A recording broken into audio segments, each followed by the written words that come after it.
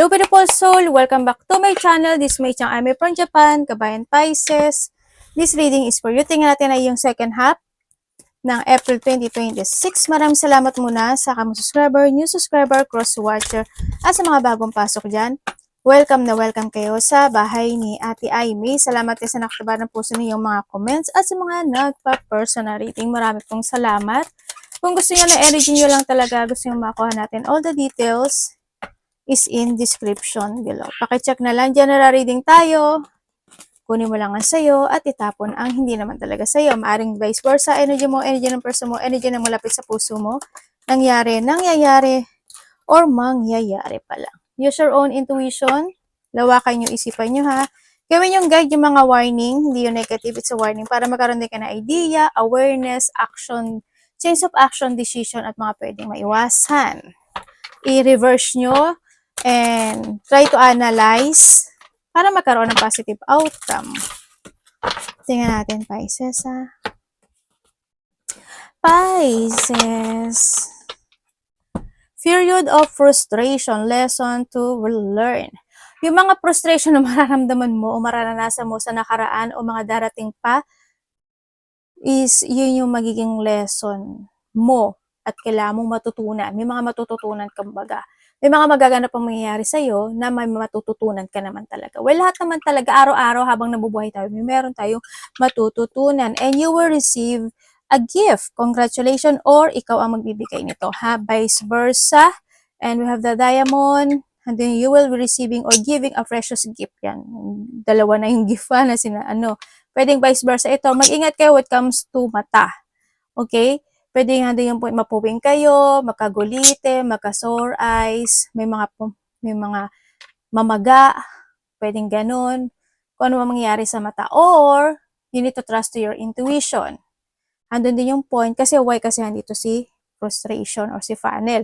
Andun din yung point na kung may mga tao kasi na nakatingin din sa'yo, no? Sa nakita ko sa'yo, baka sana, wala pa naman ako nakikita na may evil eye ka sa nakita ko sa'yo. Pero, may mga tao na magiging sa'yo nakatingin. Yan, may mga taong nakatingin o nakasubaybay. And, disappointment in some appear. Magkakaroon ka ng mga disappointment. No? Pwedeng sa kasama sa trabaho, karelasyon, or pwedeng itong taon na to is yung ikakat mo siya sa buhay mo na pwedeng magkakaroon uli. Kumbaga, hindi mo na siya pinapansin o nagkaroon ng mga past situation na this time magkakaroon muli kayo. Pwedeng nandun sa point na yon. Or you need to cut this person. No? Or you need mo talagang alisin. Dito. Yan. Kung saan mang sitwasyon ito, kasi andito rin kasi si panel, diba? Yan. And a path with money is waiting for you to find it. Pagdating sa pera is may mga bagay na kailangan mo na i-let go, changes, or i-cut para hindi ka magkaroon ng frustration in life. Kumbaga, para mas maging maganda yung flow ng pera mo, isabihin. And then also, sa iba naman sa inyo is may mga magbubukas na opportunity or mga bagong trabaho, idea. Yan, depende lang sa iyo yan kung paano mo siya a-actionan. Okay? Sa iba sa inyo. Success. May mga sitwasyon na magkakaroon ng successful or magkakaroon ng mga pagbabago. Actually, ito pagbabago kasi yan eh.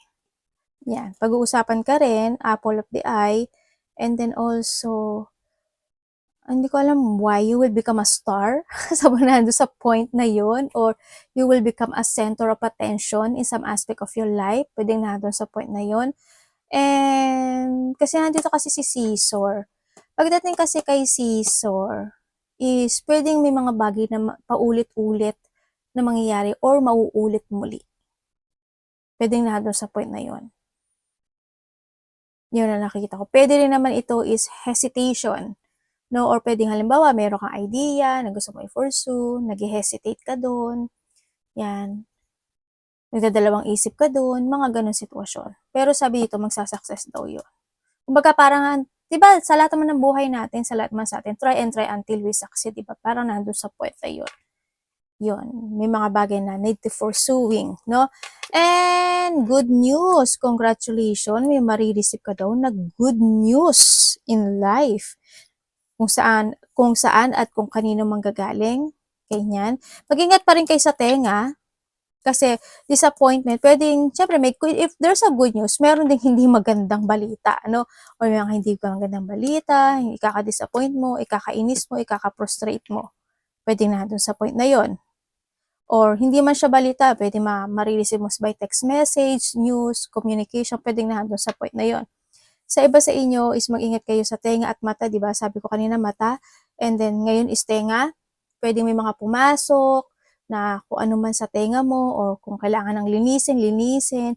Ingat kayo sa mga needle, mga may hikaw-hikaw dyan, or wag naman sana magunting o matusok ng kung ano, no? Yan. Or something need to heal. Pwedeng may iba dito may mga problema kayo sa tenga, no? Ganyan. Or someone who's connected sa'yo may problema sa tenga. Or pwede rin kasi ito yung mga bagay na, na akala niya na nakikinig ka, tapos hindi ka pala nakikinig, ma-disappoint siya sa'yo, mainis siya sa'yo, pwede ka. Or vice versa. Pwede may tao na ayaw makinig, or ayaw kang pakinggan. Pwede na. Or ikaw ito. Romance is in the air. Romance is, babagay nandito si Diamond, ano? Ibig sabihin, may tao dito na pahahalagahan ka o pinahalagahan mo siya. Yun na nakikita ko. Sa iba dito kasi, may makakarinig ka na magagandang, salita. No? Ganyan. Ako nakikita. Pero, andito kasi si Panil, ibig sabihin, sa iba, makakarinig ka ng magagandang salita, sa iba naman dito, mag-ingat ka. Pwede ni mga pwedeng mga papuri, no? Sa iba sa inyo. Ayan. Kung sa sarili mo ito, is you need to focus to yourself. Ibig sabihin. Dito when it comes to a rose. Alagaan mo yung sarili mo, pahalagaan mo yung sarili mo, mahalin mo yung sarili mo. Kung may mga bagay na kailangang baguhin.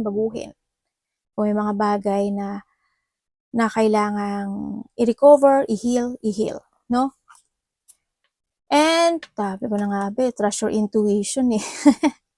Use your intuition to make a beneficial change. Sabi ko sa'yo, ma-change ka sa buhay mo eh. Like I told you. Yung kasi sabi ng intuition ko kanina, may i-change ka talaga sa buhay mo. Mag-trust ka sa intuition mo kung ano mga bagay na kailangan na i-change. No, need to change talaga, no? Yung situation. Pwedeng physical, emotional, spiritual, money, o ano yan. Kung sa aspeto naman. May mga bagay na need to cut. Need to let go. No? Yan. And awareness din is needed, kasi this is an angel also. You need to aware. Lalo na pagdating sa pera. Sa mga taong nakakausap mo, sa mga taong magaganda ang pananalita. Diba? Ingat ka pa rin. Tingnan natin ang iyong. Tsaka huwag ka lang din mag-focus sa mga ikaka-disappoint mo, no? Ganyan. Kasi may frustration and disappointment, diba? Energy ni Pisces. Anak, alis ka dyan. Chuto mate. Ayaw mo talaga, ha? Yung mga anak ko, hindi talaga umaalis kasi alam nila, hindi ko sila sasaktan.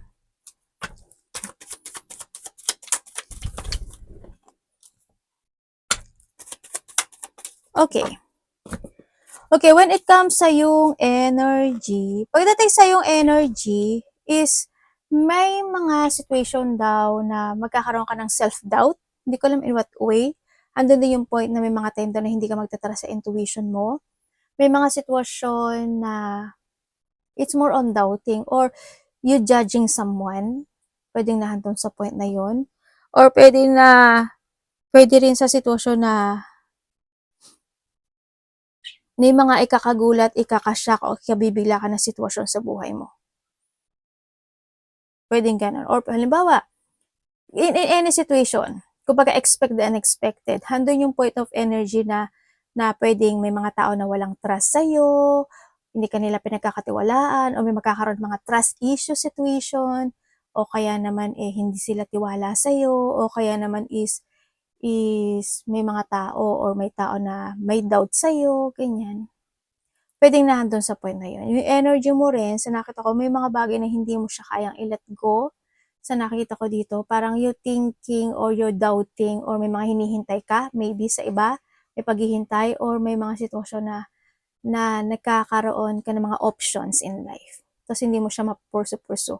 Sa iba naman sa inyo is anticipation or may mga bagay ka na you want to discover, ganyan, or you want to prepare, pero hindi mo magawa, o kaya naman may mga bagay ka na gusto mo i-let go, hindi mo ma-let go.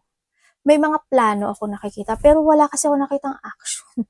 Yan, you feeling burden, struggle, stress sa iba, no? Or may mga bigat na mararamdaman or bigat na nararamdaman.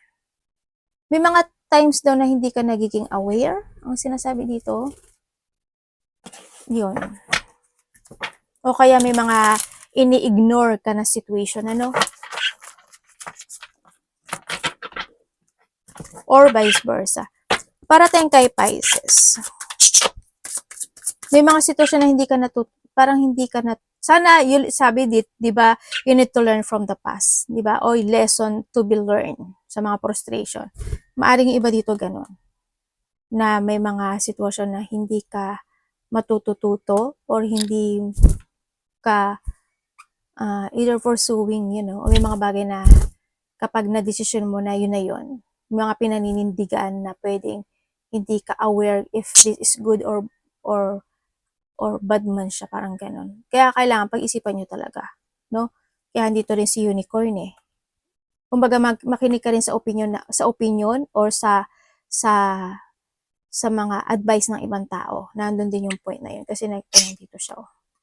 Kasi handun yung lucky. Handun yung success. Diba? Hindi naman masamang makinig. Hindi rin naman masamang makinig sa advice. Pero depende pa rin yun sa'yo kung a-actionan mo siya. Parating kay Pisces.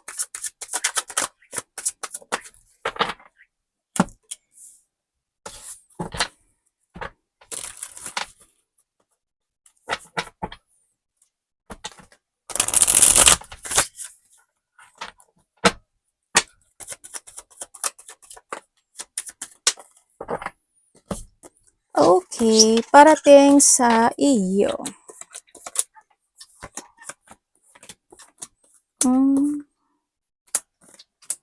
Okay, parating sa iyo, ang nakikita ko sa iyo, may tao magiging cold sa iyo. Yan, or ikaw magiging cold sa kanya. May tao magiging cold sa iyo, may mga dissatisfaction, may mga rejection, or nahandoon yung point na parating sa iyo is may tao na hihingi ng suporta sa iyo or advice or vice versa. Siya ang magbibigay ng suporta or advice sa iyo. Di ba nakita natin yung kanina? Also, parating din sa iyo is may hinihintay ka raw o may paghihintay. No? Ako nakikita sa iyo. And then, sa iba naman sa inyo is meron ka daw na ay makaka-receive ka nga ng gift. Makaka-receive ka ng gift, love, o tulong. Or ikaw ang bibigyan ng gift, love, or tulong. Or pwedeng maihingi ng tulong. No, pwedeng na doon sa point.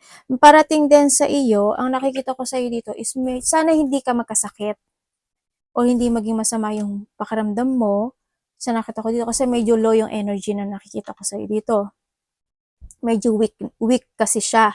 Ang parating din sa iyo is frustration, may mga tao na chichismisan ka o mga chismis situation.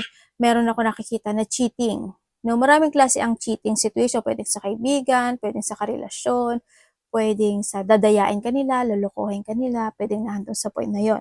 Also is may magsisinungaling no? Dito.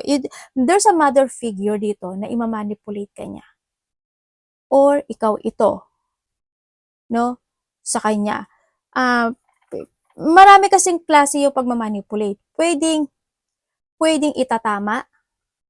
Pwede rin kasi na pagmamanipulate na mali. Magkakaiba kayo. Pwedeng sa iba dito is manipulate kasi gusto niya maging tama ka. pwedeng manipulate kasi gusto mong maging ganito siya, basta vice versa. Yun ang nakikita ko dito. Sa iba naman sa inyo is, you will become a center of attention. No? Either pag-uusapan ka, or nandun yung point na may mga recognition situation in life.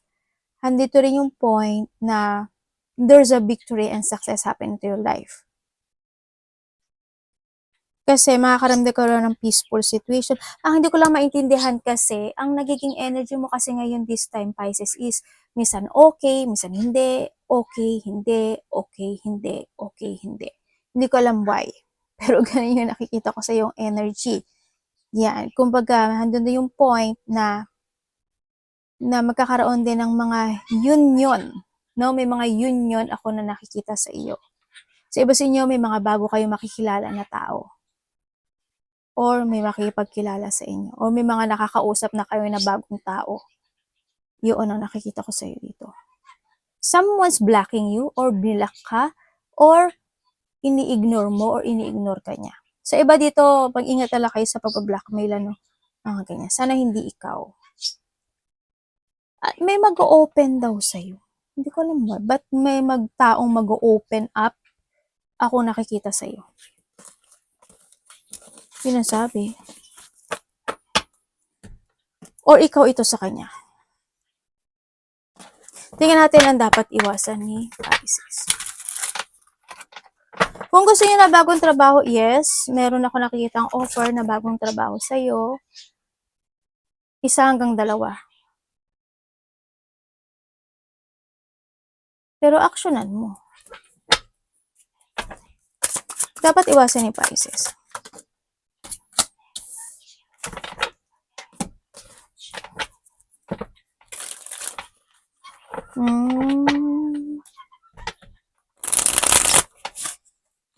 Ano ba yan? Okay, dapat mong iwasan. Dapat mong iwasan, Pisces, yung bahala na situation. Mapanghinaan ka ng loob, yung mga pagkalito, and then also yung magkaroon ka ng mga pagpapaliban. Ay, bukas na lang, next time na lang, ganyan. Self-doubt, iwasan mo yun. Siyempre, yung matakot ka sa mga bagay na gusto mong gawin sa buhay. And also, yung ma-staying put ka in your situation or ma-being held baka sa sitwasyon mo. Ganyan. Yung mag-overthink o kaya naman is makipagtalo sa hindi naman, don't compete yourself. Huwag ka makipagkompetensya sa mga tao or kung kanino man. No?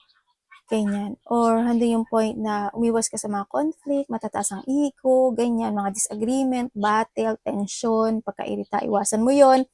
Iwasan mo rin yung mga tao na seloso o paging solo, mainggit or magselos ka, ganyan.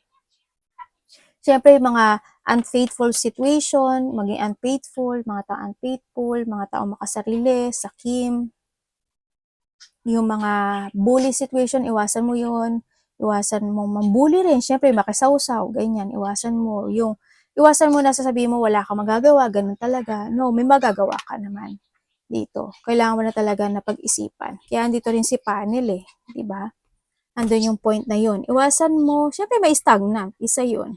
May mga bagay na nito transform, physically, emotionally, spiritually, samahan mo man yan, sa sarili po, di ba? Kung may mga bagay na, basta something need to transform it, let go it, o kaya kailangan mo mag-revert ka, mga ganong sitwasyon. Yun. Tsaka yung pagiging masungit, or yung mga taong masungit, mga taong insecure, o ma-insecure, love. At tsaka magdadagdag ako dito meron kasi ako nakikita dito na dental clinic. Hindi ko alam kung kailangan nyo na magpa-dental clinic or ano yung connected sa ng dental clinic. No, ganyan. Or may mga dapat ba kayong papagawa or may tao na hihingi ng tulong sa iyo. Basta there's a dental clinic ako nakita. Love. Baka ba nga tayo na masakit yung ipin mo, yung gum mo, Yan, ingat na lang din, ano. Baka may mga nalalaglag na dyan. O kaya may mga dapat na pastahan, diba? Ayusin. Tingnan natin ang iyong love, kapatid, anak, magulang, karelasyon, kaibigan, pamilya.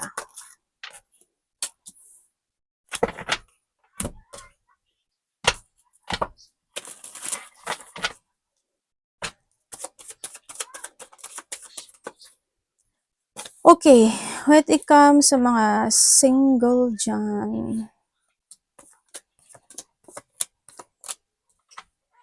I mean, nakakausap ka na, nakapagbigay sa'yo ng kasiyahan. Pero ingat ka sa kanya, oh. Diba dito, ibang lahi to? Or iba yung lingwahe niya. Pero ingat ka dito, kung sino may nakakausap mo, ibang lahi o ibang lingwahe man siya, kung sino man siya, alam ko na you feel peaceful or masaya ka dito, pero there's something dito sa tao na to. Hindi maganda yung energy niya. Mag-trust ka sa intuition mo, kaya nandito rin si Unicorn. Kaya nandito rin si Panel, no? And then also, kung kayo is nagkahiwalay, yes, nagkaroon kasi, wala na, hindi na talaga, disloyal yung relationship, hindi kayo naging same pages talaga nitong tao na ito, sa nakita ko dito. Handun din yung point na nagkaroon ng mga disappointment, hindi as in, wala. As in, wala. Nagkaroon ng third party relationship, feeling emotions. Pero, ang nakikita ko dito, naging cold, hot and cold kasi yung relationship, sa nakikita ko dito, nagkaroon ng backstab or pagtataksil. Pag-iwan, tumahak na to ng ibang path pala, or ikaw ito. Pero sabi niya dito, gusto kanya kausapin. Or ikaw ito. Yun ang nakikita ko. Baka makareceive ka sa kanya ng text message. Or ikaw ito sa kanya. Kung kayo is may third party relationship, at alam ko na, sana naman, alam mo, no, sa iba sa inyo. Kaso nagiging giver ka lang talaga. Pinahabaan mo lang din yung pasensya mo. Oo, may mga disappointment, may lungkot. Minsan gusto mo na lang din umalis. Siguro hindi ka lang din makaalis. Diba? Pero nagiging kasi, urong-sulong yung sitwasyon, sa nakita ko dito. Pero nasa sa'yo naman din yung desisyon na to. Nasa sa'yo to. Kaya yung may mga third party dyan. Ate, mahal, hindi ka na niya mahal, syempre. Kung mahal ka nito, respetuhin ka nito, tsaka hindi siya magkakaroon ng third party. Or ikaw ito vice versa. Kung wala naman kayong third party relationship, may mga hindi pagkakaunawaan na pwedeng maganap o mangyari. No? Or pwede rin na doon sa point na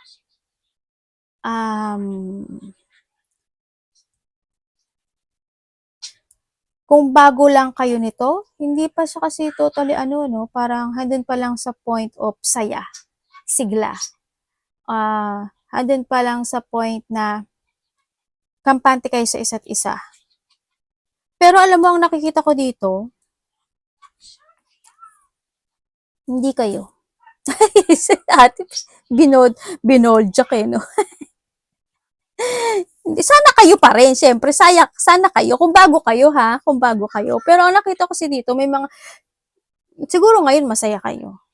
Pero sana, di ba? Pero dito, hindi ko kasi nakikita yung pagiging matatag na sitwasyon. Hindi pa siya gano'n ka-stable, no? Na doon sa point na yon. Kung kayo naman is hindi naman ganun bago pa lang, or medyo ilang taon na rin, o matagal na talaga, is na doon yung point na makakaramdam ka talaga ng mga disappointment sa connection na ito. May mga times na lungkot, or may mga times na pwede may mga tutol, o kaya may mga times na hindi kayo talaga magiging same pages. Yun ang nakikita ko sa iyo dito. Kasi may feeling emotion situation. But still, nagkakaroon naman ng okay, hindi maging okay, okay, hindi maging okay. Pero, mahado pa rin naman yung isa kasi sa inyo mahaba yung pasensya. Isa rin sa inyo is mapagbigay at understanding. Yun ang nakikita ko dito Well, kung kaya niyo naman habaan mo lang din yung pasensya mo. Kailangan kasi sa inyo, same page kayo. Kasi may mga time daw na hindi kayo magsi-same page Yun ang sabi. Pwedeng may magkakaroon kayo ng mga blockage when it comes in this connection sa iba.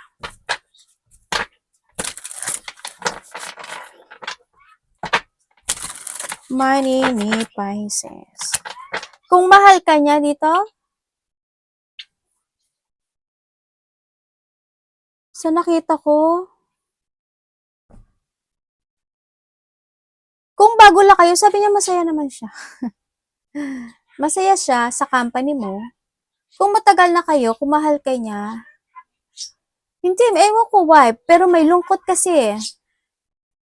Ganun. Siguro kasi nga, may mga pagsisinungaling, pwedeng nandun sa point na yun. Kung matagal na kayo, may mga itinatago, o kaya talaga is may mga kinaka-disappointment ka talaga sa kanya, or siya sa'yo, ganun. Sa live kasi hindi ko nakita. Pero, nagkakaayos naman kahit pa paano. Hindi mo ba napapansin yung karelasyon mo, sometimes umiiwas siya, or ikaw umiiwas ka? May mga pag-iwas situation eh. Money ni Pisces. Pakiramdam ka. Kaya dito si Unicorn eh. Tsaka si Panel. Yan. Tsaka si Ear. Makiramdam ka. May nagmamatsyag. Sa money mo.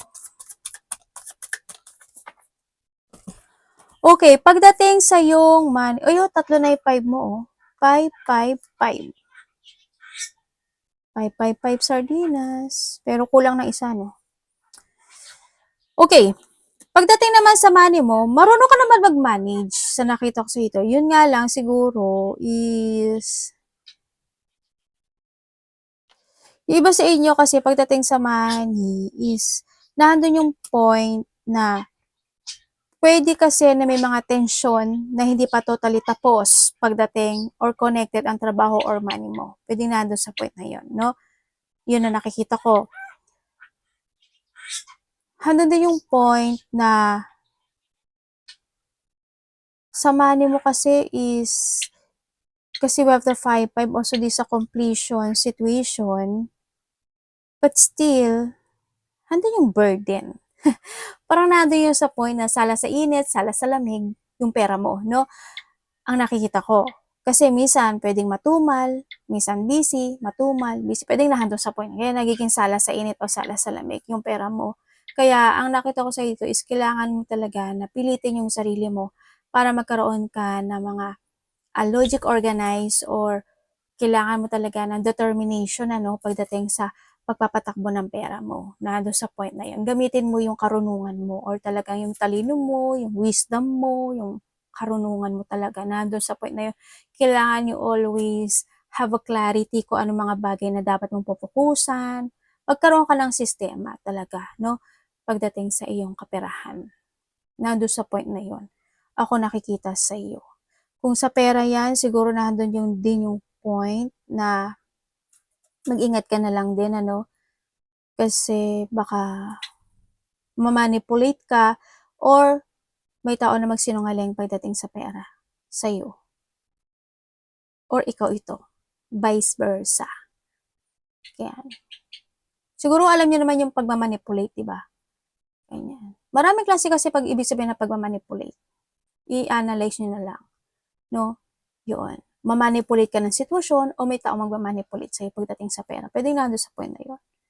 Or ikaw ito ha. Arigato namaste. God bless.